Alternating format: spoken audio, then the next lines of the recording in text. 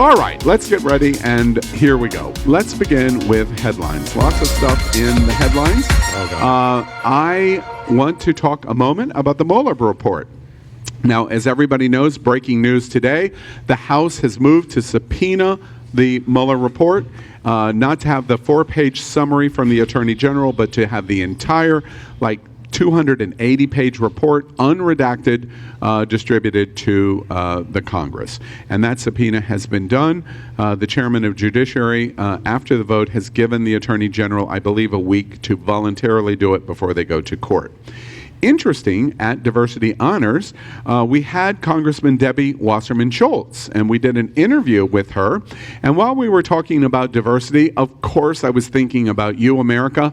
I couldn't help but go, Congressman Schultz, let's talk about the Mueller report. And you can kind of see the shock on her face, but then she tells us this after my question. Watch what she said.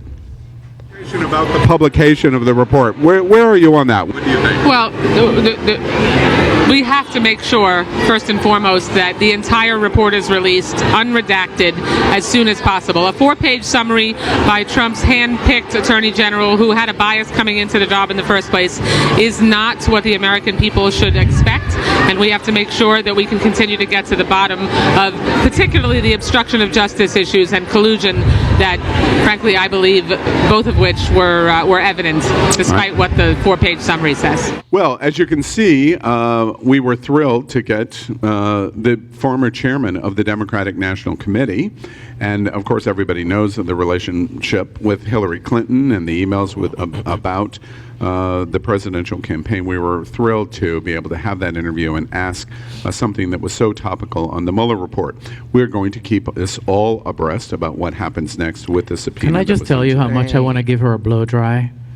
Her hair is awful. Wow. I definitely thought you were that hair is giving me no life. It's like blow dry that shit or something. I thought he was about just keeping it cute. Keeping it cute. No, Never mind. I saw something on, because on Instagram they're always sending you those promos, and they just had this tool to take out the, the curls. I guess I don't even know what. I don't have America. curls. She looks horrible with that hair. Release it to the Holy Spirit, Papa. Can you hear me? America, we were not scheduled to even discuss one word of that video package. When you have a fashion person and you have that hair, you have to talk about it. This is happening from the panel. So I just want to point out, this is what the panel talks about. I talk about the details of the Mueller report. So that's the devil difference. talks in the details. Yes, exactly right. All right, in the headlines.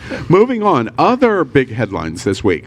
Uncle Joe. Oh, gosh. Uncle Joe is in the headlines. Joe Biden's inappropriate touching. He has, in breaking news, commented today for the first time. He did a video package in Facebook and Instagram and talked about how he didn't really understand that what he was doing might be inappropriate. We show you a slide here, and we have a little video to show you about which Lucy Flores said about this accusation. Watch this in the news. Well, it happened also suddenly. It's anyone who's ever been at a rally recognizes that there is just chaos. There's a lot of energy. That everyone's running back and forth. Eva Longoria was there. We were all lined up next to the stage. Eva was in front of me. Joe Biden was behind me. I'm kind of preparing myself to give these remarks. It's the very last days before the election, and very unexpectedly and out of nowhere, I feel Joe Biden put his hands on my shoulders, get up very close to me from behind, lean in, smell my hair, and then plant a slow kiss on the top of my head. To have the Vice President of the United States do that to me so unexpectedly and just kind of out of nowhere. It was just shocking. It was shocking because you don't expect that kind of intimate behavior. You don't expect that kind of intimacy from someone so powerful and someone who you just have no relationship whatsoever to touch you and to feel you and to be so close to you in that way. So I frankly just didn't even know how to react. I was just shocked. I felt powerless. I felt like I couldn't move. I just didn't even know how to process it. Quite significant charges Vice President Biden has responded today. We'll be watching it clearly. It's in the news. We're not really going to talk about it, but we make observation to you. Oh, yes, we're going to talk about it. Yeah, Are we? we should. Yeah. Okay, We're going to talk about it. Howard's got something to say. You know, Joe Biden misjudged, misperceived, mistook his dynamic with this woman. He made a mistake. We already know one thing about Joe Biden. Joe Biden is the king of mistakes. He is the gaffe king. He is the inappropriate king. We already knew that about Joe Biden. So he made a mistake. But that being said, I do not feel that this mistake came with any ill intent or nefarious intention. And because of that, yes, wrong is wrong, but there's degrees of wrong. And so that being said, this does not, for me, change in any way, shape, or form my opinion of Joe Biden, either as a man or as a candidate. His body of work, his dedication to this country, I think far surpasses his mistake. And a mistake is what it was. And for me, like I posted yesterday, so what? Other thoughts? And power. I'm going to use my chip because it's been 2 weeks since I've used the chip. So have a drink, baby. All right, I will. Have a Kiki. He's just bought me a drink. All right, so one thing that I wanted to piggyback on that is that he perhaps is not my favorite candidate. I think we need something younger. That's just between you and I. You've got lots of options. Yeah, we do. And but he did send a video today, and in the video he said social norms have begun to change. They've shifted, and the boundaries of protecting personal space have been reset. And I get it, and I get it, and I get it, and I hear what you're saying. So the difference between Joe Biden and Mr. whoever the fuck is in the White House is that this one is accepting responsibility, That's right. and he is a good man. That's right. So there you go. That's right. To that point, Yeah, when you guys can clap. Yeah. to that point, when I watched Vice President Biden's comments, I could not help but think about the campaign in 2016 of the Inside Edition comments and the recommendations and all of the conversation about what Donald Trump said and the accusations against him, and then Donald Trump make a joke 2 days ago about, "Hey Joe, how's it going for you?" coming from the perspective that he did. I thought it was. I'll just say that Lucy, Bitch, you need to use her the chip. language Yeah, you'll doesn't have to use match the her chip. message. Oh, Yeah. okay, then I'm Or not. shut I'll up. save it later. All right, good. I'll interrupt sooner next time. Interrupt sooner. Things has All right. changed a We're little moving bit. on in the news. We Politeness want to talk gone. about Puerto Rico. And something very interesting was said yesterday by the governor of Puerto Rico. He talked about, by the way, if we would have done the exact same thing on this show, exactly, the Secret Secret Service Service would be again. knocking on our door. Or on my door again. Again, exactly. And I love that. Oh, and by the way, they like sexy I service? heard, although you're out on parole again, I heard you were in Facebook jail again. Yes, I'm in the clink again. Exactly. Clank, clickety clank. Well, You look cute in orange. exactly. The governor Orange of is the new black. the governor of Puerto Rico had very interesting comments this week about the hurricane, but specifically about President Trump. Watch this. Tensions are escalating between the governor of Puerto Rico and President Trump during a closed-door meeting with Republicans. President Trump complained about the amount of disaster relief going to the island in the wake of Hurricane Maria. Does it feel that way sometimes? That you're dealing with a bully? If the bully gets close, I'll punch the bully in the mouth. Just like that? Just like that. I don't. It would be a mistake to confuse courtesy with courage. It has been a delicate dance for this governor as he continues to push for more funding for recovery efforts. Do you think the president treats people of Puerto Rico as citizens? Well, treats us as second-class citizens. That's for sure. And my consideration is, I just want to have the opportunity to explain to him why the data and information that he's getting is wrong. I don't think getting into a kicking and screaming match with the president does any good. I don't think anybody can beat the president on a kicking and screaming match. Just to let you guys know, Al said, I don't think we should clap when we come out of this. Fuck that. Hello. As you can see, America, ringmaster tigers. I have no control. All right. Well, as the Puerto Rican in the house, okay. All right. I have to say that on September 11, we lost 2,996 Americans. And what did we do? We get to fucking war. Not with one country, but with two countries. What was the response of losing 3,000 American Puerto Rican people? Where was our war? Non-existent. Our government has done almost nothing to figure out what happened or how they can do what they can do to not to happen again. He claims that Puerto Rico, that he spent $91 billion in this, and it hasn't even been close to $11 billion out of the $41 billion that were assigned by the federal authorities to be spent in Puerto Rico. This is one of the biggest fiascos, and the part that pisses me off the most is the Puerto Ricans that are still for fucking Trump. I don't get it. Other thoughts? Can you just clarify something? Yes. When you say, how do we prevent this from happening? You're not talking about Mother Nature, obviously. What exactly did you mean when you said that? Well, when we are willing to fix up the whole electric company of Puerto Rico, there's no, they hire a private company to do this. I have no chip, so somebody jump in. But it's really, really, really upsetting because billions of dollars have been allocated and they have not even been spent. And what I hate the most is that this is all based in a racist and colonial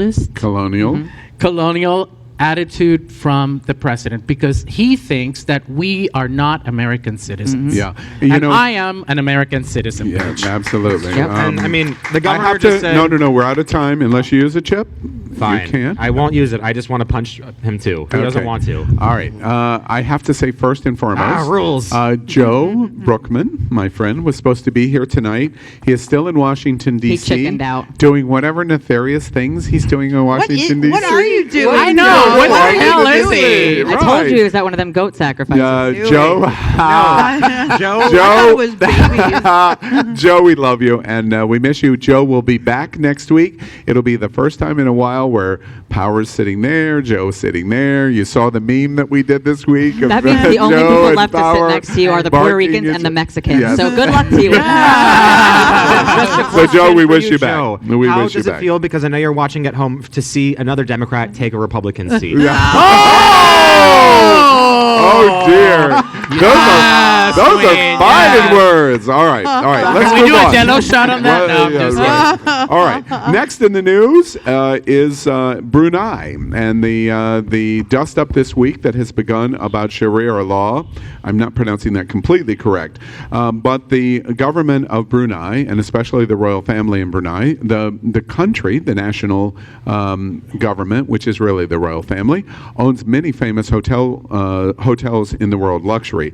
The Dorchester in London, which I've stayed at. The Beverly Hills Hotel, which I've stayed at. The Athénée in Paris, which I've stayed at. And the Hotel Bel Air in Los Angeles, right? Exactly. And others. So the question is, why weren't other guests there? Wait. Al Ferguson? So the issue is they have come out against homosexuality that is punishable in Brunei by stoning. And it is supported by the royal family who owns these hotels. And as a result, Elton John and George Clooney and others are leading a boycott against these hotels that are owned by the Brunei government and the royal family. Big news this week. What do y'all think about this? Anytime you want to attack or defend or strategically come up against someone who you might need to get their attention, the first thing you do is you cut off their financial piggy bank. the benefits, the monetary gains. And of course, a boycott is going to be one part of this action that we take.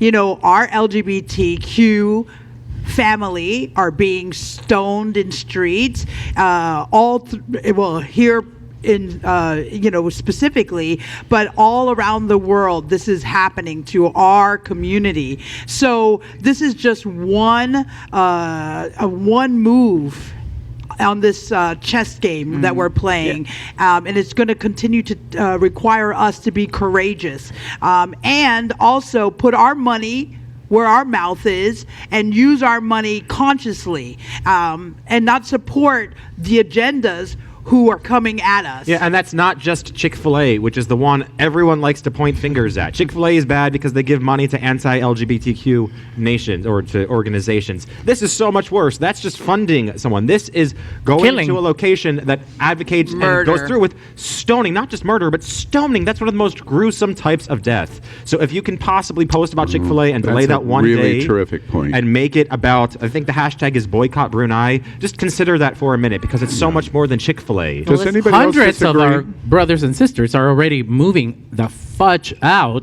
of that place. They're already running. Yeah. I heard this morning. Yeah, I mean, that's why I said there's no ethical consumption under capitalism. Literally, anywhere you go, there are atrocities like this being funded by various different corporations. So you can either join in on that, or you can do what we've done with Coachella and to completely ignore it and support it anyway. Yeah. Okay, we're gonna watch the boycott and Just see how saying. successful it is. Our last moment in the headlines this week has to do with Jussie Smollett. Again. And we have reported on this and reported on this. It's been 2 months. I said today in our production center when we were preparing, I'm just so tired of talking about this. So is the now nation. the allegations this week are that how the prosecutor handled the case and the implication that someone in the Obama administration or the Obama administration itself had some connection in terms of what the prosecutor was doing in handling it, and that's why he got basically dismissed where other people that could be of color, etc., would not be. What do y'all think about the allegations this Okay, week? so basically, this former aide, this whole thing, the Obama connection has nothing to do with nothing. So I don't even understand that. It was the aide But to Obama. but this aide basically, when she found out that the family, Jussie's family, was kind of feeling like Chicago PD was being a little shady, shocker, she gave them the number of the top prosecutor who could be on the case. I'm just saying, like, good for her. Kudos for actually stepping up and helping out a family after seeing all of the history of Chicago PD's bullshit. Now, meanwhile, while we were all worried about Jussie, Ashanti Carmen, 27-year-old black trans woman right outside of D.C., Joe's hometown, was murdered on Saturday, on the day before the Trans Day of Visibility, which is the one and only holiday that the trans community has to celebrate our lives as opposed to mourning our dead. She was murdered the day before. So while we were all still talking 4 weeks now, 5 weeks, whatever it's been, about this Jussie Smollett bullshit, exactly what I've been saying. Everybody, Aaron, why won't you shut up? Why are you talking about, black trans women? We know they get murdered. Well, there you go. Perfect example right there. That's exactly what happened. And make sure to follow Aaron. He had an amazing 11 article follow-up to that day, and if you haven't seen it, you definitely should. Thank you. Does anybody, we finished at the segment, but is anybody else want to talk about Jussie Smollett? Or No, are we I am done. I want think him this is, gone. there's so many bigger fishes to fry and so many things happening that this is bullshit. The only thing that I love is that the Chicago mayor, who was going to be my favorite thing, Wait, said- we're coming to my don't say that yet. Come back to it. Oh, but I have another favorite okay, thing, but all I right. love her, and then she said that it looked like it was a hoax. The only Okay. special thing about this is that he wouldn't have had a headline at all if he weren't famous. Let's drop this in. We didn't put it in headlines and news, but let's close the exhaustion of Jussie Smollett Please. with absolute fantastic news. Yesterday, a new mayor was elected in Chicago, and it Yeah. became historic. Lori Lightfoot Yeah. becomes the first woman, black, gay mayor of the city of Chicago, city number 2 in America, and we congratulate her. I did a post today. Thank you, America. Many people commented on it. Many of you posted on it. I appreciate it. And I basically said, wow, congratulations to Chicago. Second City is moving on up with their decision of what they've done as mayor, and that Lori Lightfoot is not going to be a light footprint in Chicago. So we congratulate what Chicago did there. I want you on the show. In historic, absolutely, right. Thanks so much for watching us. If you like what you saw, please subscribe to our channel and like us on Facebook.